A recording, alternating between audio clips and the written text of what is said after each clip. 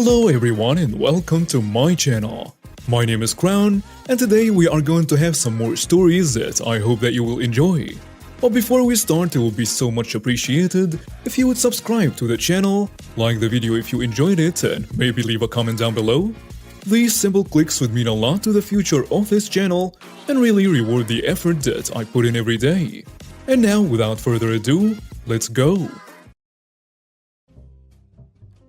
Hey guys, hope you're doing well. I'm sorry if I sound a little bit off today, but sadly I got a nasty cold that is mainly going after my throat. So I hope you don't mind the boogeyman narrating your stories today. Thank you for understanding and let's get to it. First story, entitled Mother at Enemy Midwest. Last year for my 16th birthday, I asked my parents to go to Enemy Midwest 21. If you don't know what Enemy Midwest is, it's basically a 3-day anime convention in the Midwest held north of Chicago, Illinois, usually from July 7th to 10th. Anywho, I also received that dress necklace and flag, which I have to this day, but with my birthday being in May, I had time to prepare some cosplay outfits. I quickly became fond of Overhaul, an MHA My Hero Academia villain, and Eren Yeager, the main character of Attack on Titan. They were both from my favorite Japanese anime. Note, this was a 3-day convention, but I chose to go just as I am. It was before Illinois went into the whole COVID ordeal. And with it being my birthday, I had a choice to bring a friend, of course. I opted for that option. I had chosen my best friend Alex, 15 male, not real name, but they were also a fan of MHA. I had asked Alex if he wanted to go with my mother and I completely expected him to go ask his parents and get their permission, but he said, I already planned to go this year.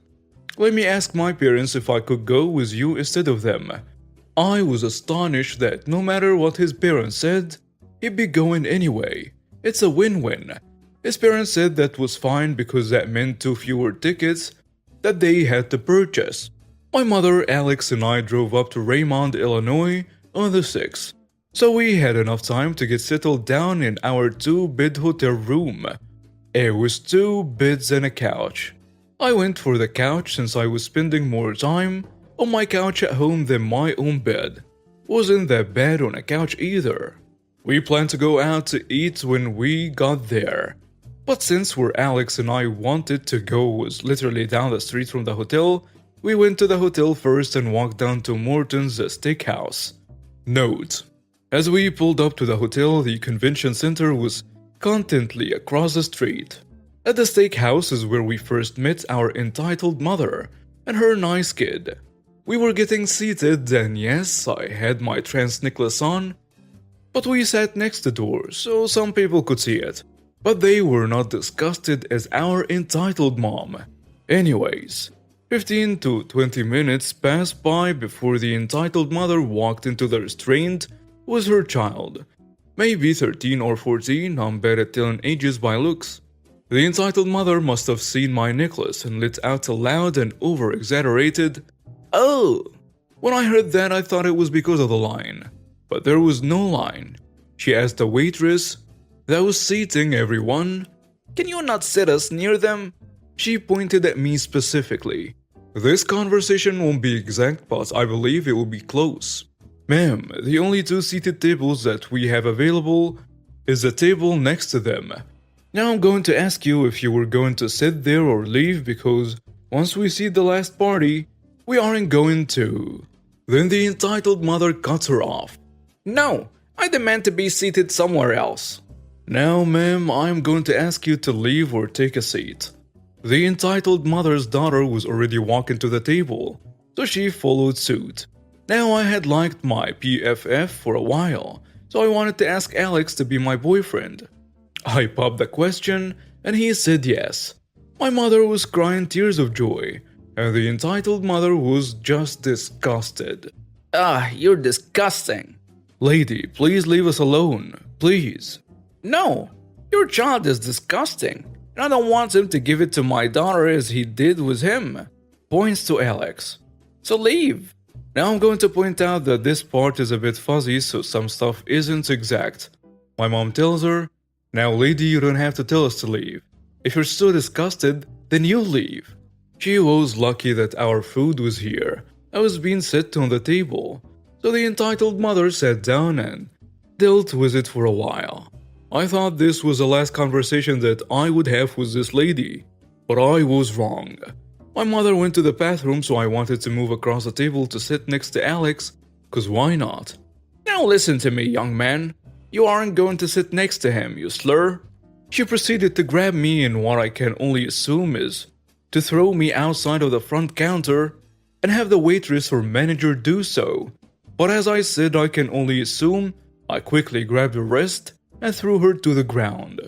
And the recent commotion that we had raised brought the attention of a manager or supervisor.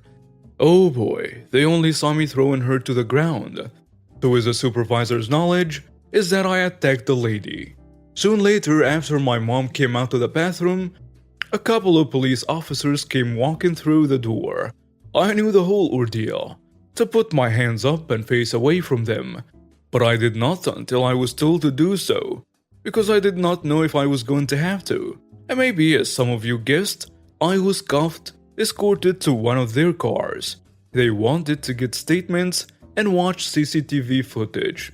And since I was the only one in the car, I gave my statement last.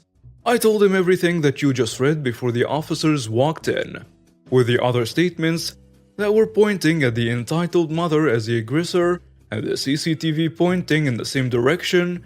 Now I had informed the officers that was dealing with my cuffs that I was 16, and they asked for my ID to prove that, and yes, it did.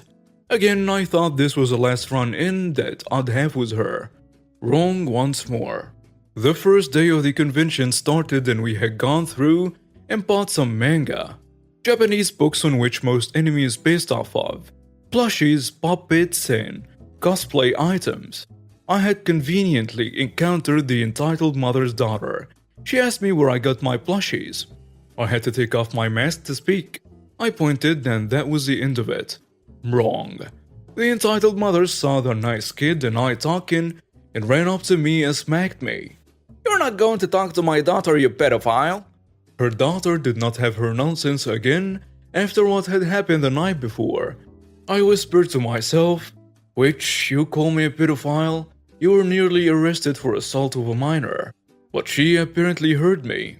"I'm not such a thing. You assaulted me." I swear this woman is mental. And again, we caused a scene and caught the attention of security. Luckily, I wasn't put into handcuffs. The statement again pointed to her and was good enough to call the PD.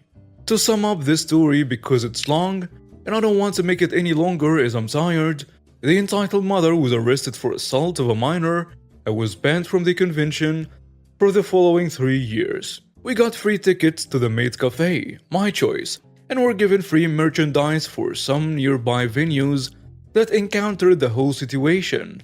Best 3 days of my life. Next story. I sued my HOA and won. Neighbors and members of the HOA went door to door soliciting votes to ban rentals in the neighborhood. They got the required 2/3 votes needed to change the CCRs. They failed to mail out any notifications. I don't live in this neighborhood. I had agreed to let my tenant out of his lease 1 month early since I was planning on selling and he already had purchased a new home. And I had the house under contract. The HOA president posted on the neighborhood Facebook page that everyone had received the proposed amendments. Not the case. When I was 4 days from the closing, they announced the new restrictions on the Facebook page. As a result, the buyer backed out as it was an investor that would not be able to rent for the home for at least 24 months. I felt like I had a good case based on the fact that I would have kept the tenant until the end of the lease. If I had received notice of the upcoming CCR changes, I filed a case in small claims and the HOA's insurer settled for the full amount of 1 month's rent. I posted a picture of the settlement check on the Facebook page with a note to the HOA president, "Up yours," with red hot poker. Needless to say, it didn't stay up long, but The victory was very sweet indeed. Next story. Hog-hating mama. So I have an aunt we'll call Louise, age 45. The woman hates motorcycles. And I mean hate. She hates them so much that she actually tried to get people to sign a petition to ban motorcycles during Bike Week every year for 20 years. She's even trying to get this popular bike shop closed. Joke's on her, they added a diner and business is doing well. So imagine her utter rage when her daughter at the age of 19, 23 now, bought a motorcycle to get around her campus easier. Jamie needed a vehicle to get around her college town for school and work, and that bike was the only thing available. The second Louise found out, she threatened to cut her off if she didn't get rid of it. Jamie told her flat out that she needed a ride, and unless her parents were willing to front the money for a dependable car, the bike stays. Hal 41 sided with Jamie on this. They didn't have the money to help her with a car. Plus the town wasn't that big. As long as she didn't go on highways with it or drive irresponsibly, she could. Louise screamed her rage at everyone she could. She finds that only trashy people drive motorcycles. Only trash women would enjoy being on them. That she's gonna get herself drugged up and kicked out because that's what happens to bikers. Jamie hasn't even gotten a ticket since she got it. Louise warned her that if she ever saw the bike in her driveway, she would have it towed. So Jamie would stash the bike at a friend's house when she was home. Well, Bike Week came and went, and Jamie stopped by her folks' home to see them. Cousin had apparently forgotten the threat her mom made. Louise left the room and called the tow truck without Jamie knowing. She tried to distract Jamie long enough for the tow truck to get there, so it could be taken away before her daughter realized what was happening. Thankfully, her dad was just taking out the garbage and spotted the truck and saw it backing in to get the bike. Hal yelled for Jamie to get out there and stop the tow truck guys from getting to the bike. Jamie came racing out and got onto her bike and presented ownership papers. Thankfully, these were the good towing companies in town, so they backed off. Louise was pissed and demanded that they take the bike anyway. They didn't and left. Jamie told me that she didn't yell or even argue with her mother about it. She should have remembered the threat but didn't. Plus, Louise will probably just argue in circles and Jamie did not want that. Instead, she decided to just leave, saying goodbye to her dad and a nice try to her mom, and she left. Hal and Louise did argue about it. Jamie said that dad kicked her out of the house for a week and she stayed with her parents. I told Jamie that if it had been me, I would drive by their house every time I came into town. Good thing that I'm not a pity witch then. What was her reply? Next story. Do not intimidate your roommates. I, 33 male, currently live with 3 roommates, P, S, and T. P decided 2 months ago that she was unhappy and was going to move out after 7 months of no complaints. This shortly changed after she looked around and realized how good her rent was for the size of her room. It was massive. She became very toxic after this, demanding strict rules, accusing us of stealing and trespassing in her room, and trying to intimidate us during encounters in common spaces. She even tried to change the proportion of utilities paid based on how often we each had guests over. We live in a city with very strong tenant protections. It is very difficult to evict someone. All we can do is ask her to leave, which we have done multiple times. Cue the pittiness. S is a master tenant. If he moves out, everyone else has to move or sign a new agreement with a landlord at a new rent level. ST and I decided to stick it to her and move out. We waited until the last day we could tell her, giving her 30 days to find a place. P was speechless. Not only that, I found through our landlord's employee that her credit was bad, and she will not be considered for a new lease. It continues.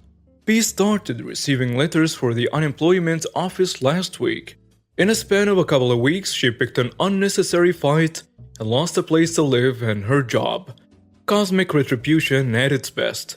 T and I found a new place yesterday and will be out of here in 7 days. I cannot wait to tell B to get lost as I take the Wi-Fi router, turn off the internet in the apartment and block her number. And now she's moving out as well.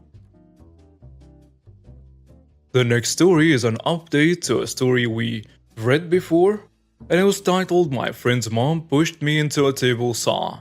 First, Kylan and I have made up. It wasn't his fault for what his mom did, and I get that. Secondly, after telling the entitled mom's husband about what actually has been going on, and him getting pissed at the entitled mother, he's taken me into the station to get things sorted out and asking how I want to move forward. I haven't really decided what I'd like to do at the moment, but I'm leaning towards just money for compensation or something. The entitled mother 2 days ago also showed up at my house demanding for me, but I wasn't there at the time. But when I did get back home, I saw the entitled mother standing there waiting for me. My mom said she stayed there the whole time waiting for me. And I went up to ask her what's going on and why she's here.